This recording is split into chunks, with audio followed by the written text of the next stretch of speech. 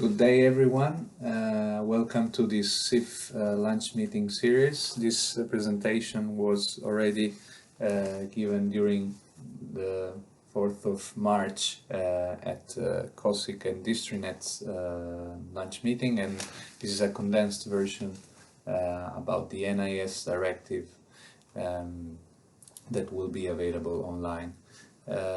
I am Stefano Fantin and I am from CITIP, the Center for IT and IP Law, where I research on cybersecurity and national security.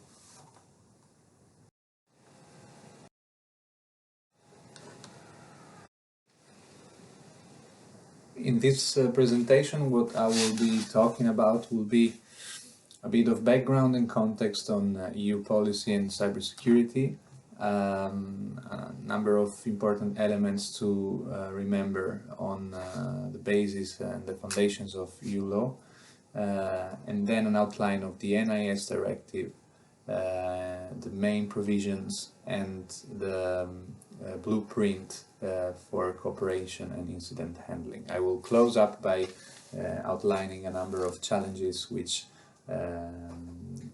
need to be monitored in the.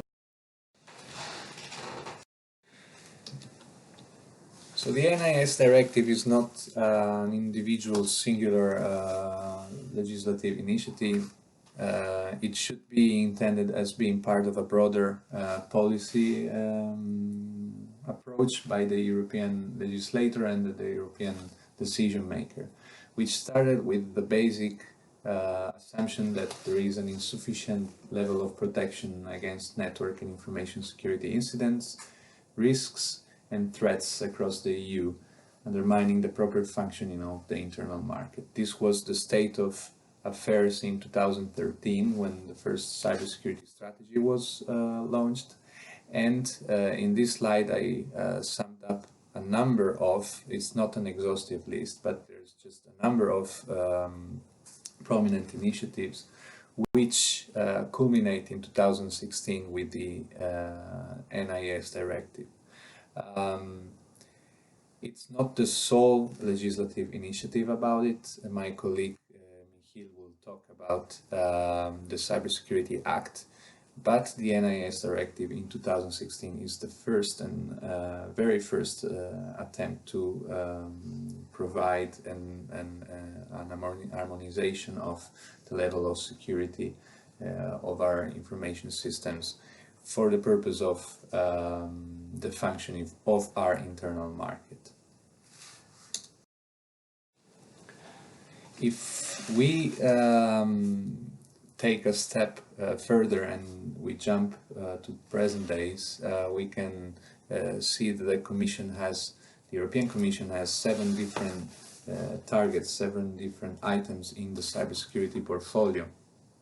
The first being the NIS Directive, because the NIS Directive is not an attempt only, but it's a long-term plan. Amongst other things, it should be reminded of that the Cybersecurity Act has just been passed, but as I said, that will be the scope of another presentation. And the 5G toolbox, as well as the cyber defense and cyber diplomacy item, are 2 very important pieces of policy for the European Commission, which not necessarily refer to the internal market only, but they also have diplomatic as well as more of a national security stance.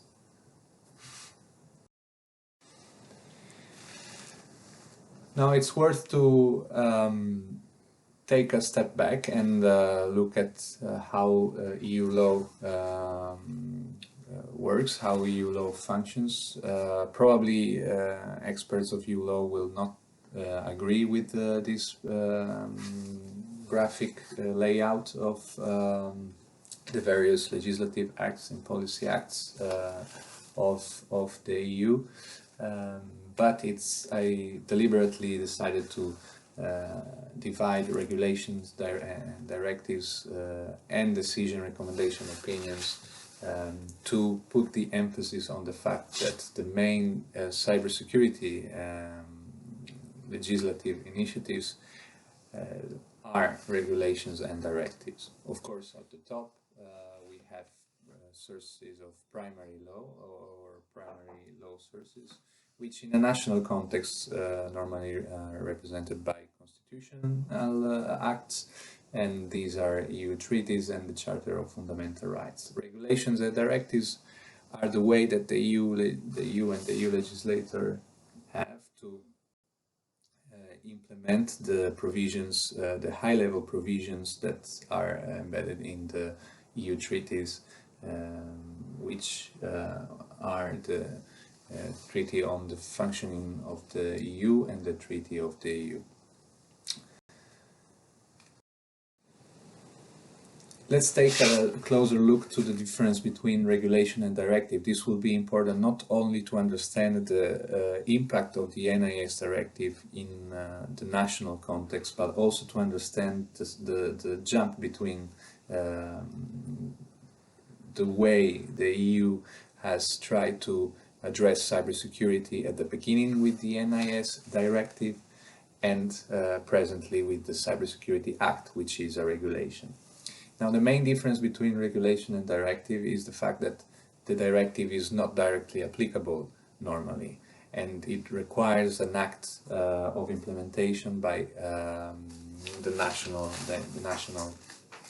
parliament, so ratification of the directive, and for that reason, normally the EU legislating throughout a directive gives a time limit, which could be of around 2 years for the member state to implement it.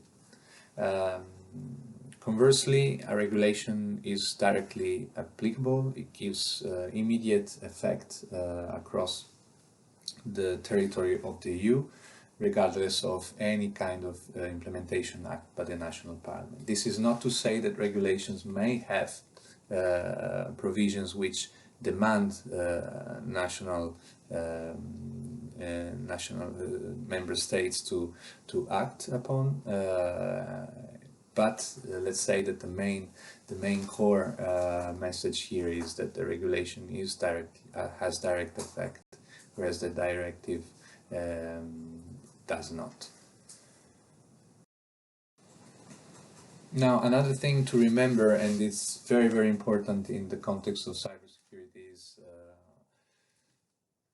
is the fact that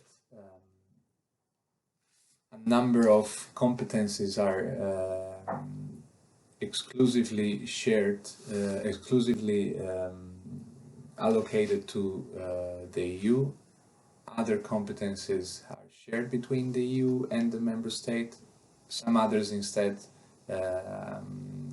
in some others instead the EU supports the member state. If you take a closer look at this table, you will maybe notice that there is one domain that is not included in this panoramic view, and it's the domain of national security. National security is normally a member state's prerogative.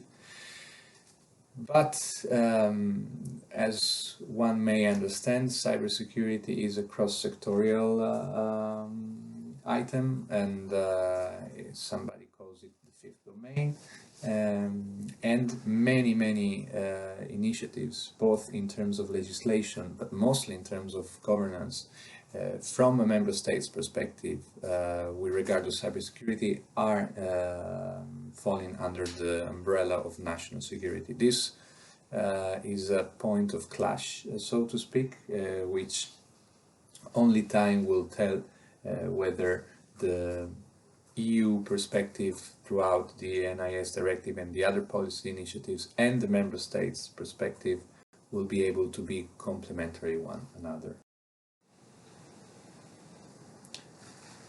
Now finally, let's go into the NIS Directive. The basic message here that brings along the NIS Directive is achieving a high common level of security of network and information system within the Union.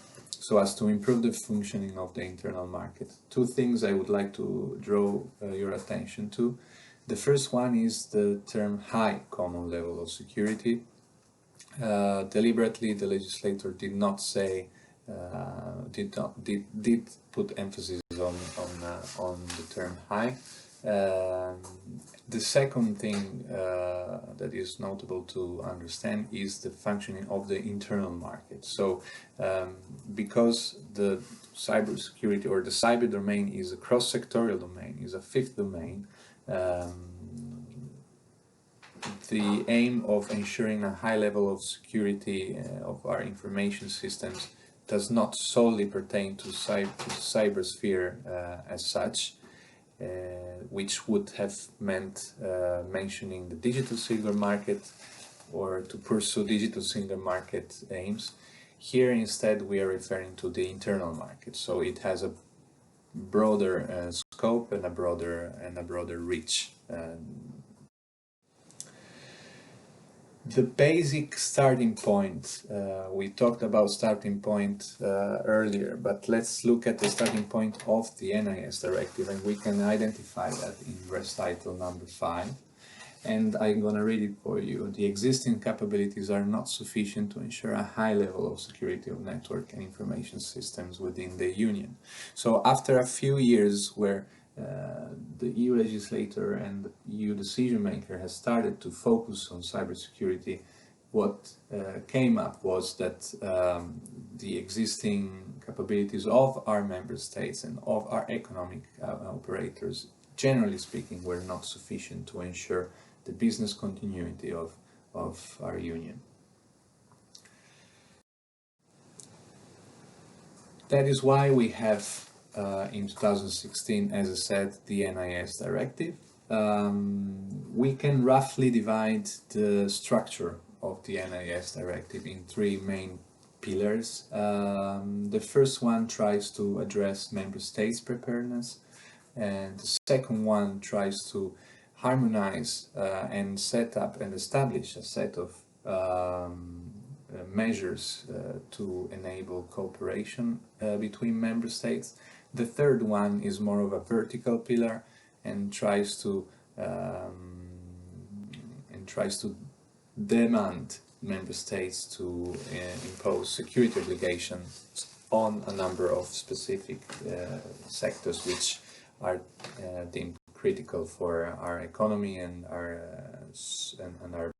slide that national exerts had to be established.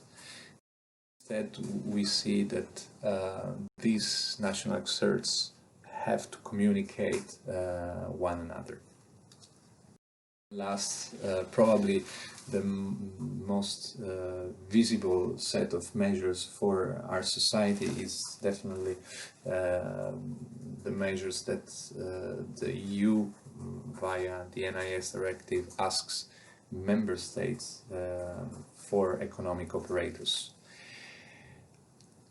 First and foremost, member states need to identify a number of actors which have to be included either in the definition of operator of essential services or in the definition of digital service providers.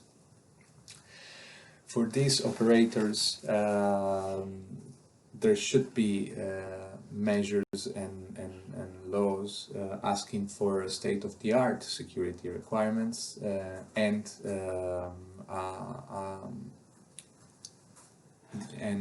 an incident notification procedure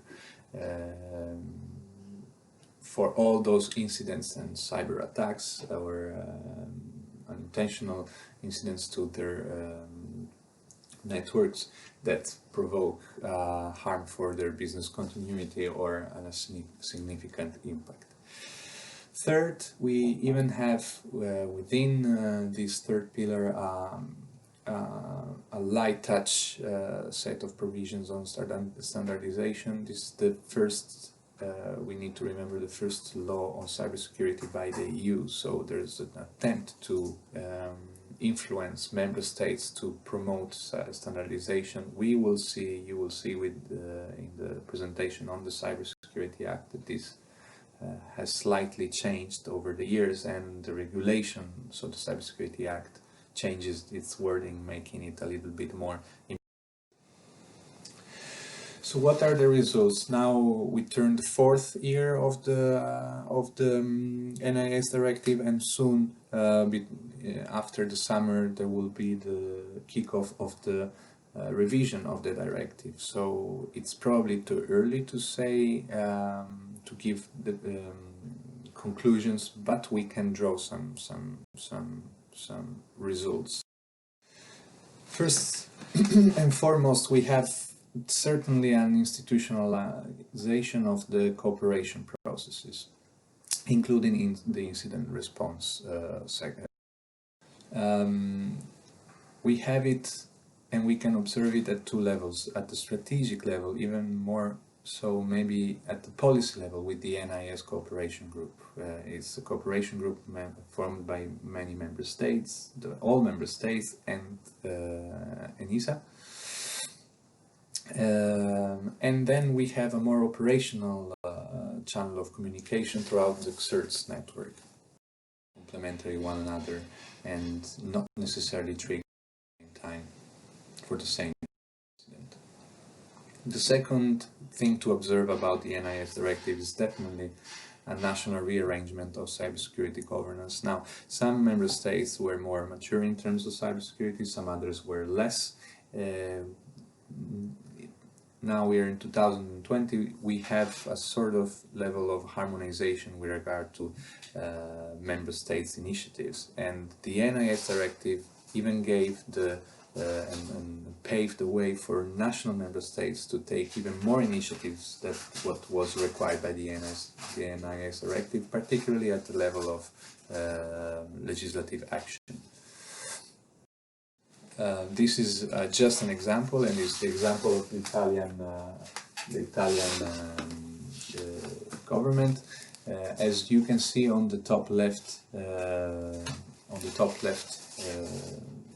case, on the top left of this slide, we have the NIS national authorities, which correspond to the NIS contact points, and correspond to the different departments and the different sectors. At the center we have a national CERT, so finally, after a few years, the CERT has been grouped in one computer emergency response team only. Before, it was divided between public administration CERT and national CERT, and this layout gives you the idea of how thorough the restructuring has been, and exemplifies the fact that not only the Italian government has followed what the NIS Directive was asking, but it went on legislating even more and more thoroughly on the cybersecurity governance of the Italian Republic. There are a number of challenges, of course, with regard to the NIS Directive, and some of them are grouped here. Is mostly a challenge of information sharing and trust amongst actors. We still cannot understand the full extent of cooperation between private operators and national authorities, and what happens when some private operators which have stakes or shareholders to respond to suffer an attack. How is the ratio of information and breach notifications to the NIS authorities, or CERTs? This yet we don't know, so we cannot really evaluate this. And we cannot evaluate as well the level of cooperation between CERTs or between national cybersecurity authorities. This is also given and caused by the fact that many member states consider cybersecurity being under the umbrella of national security. And then the third the third and the fourth are more legislative and legal challenges. The first is the fragmentation of the scope of the NIS implementation. Of course, as I said, it's a directive, so we have different nuances across different member states' laws. And the fourth one is about the role of ENISA, which back then in 2016 was still at the level of non-permanent mandate. But spoiler alert, in 2018 with the Cybersecurity Act, this was reverted and made permanent. But this will be dealt with by the next presentation on the Cybersecurity Act. Thank you very much.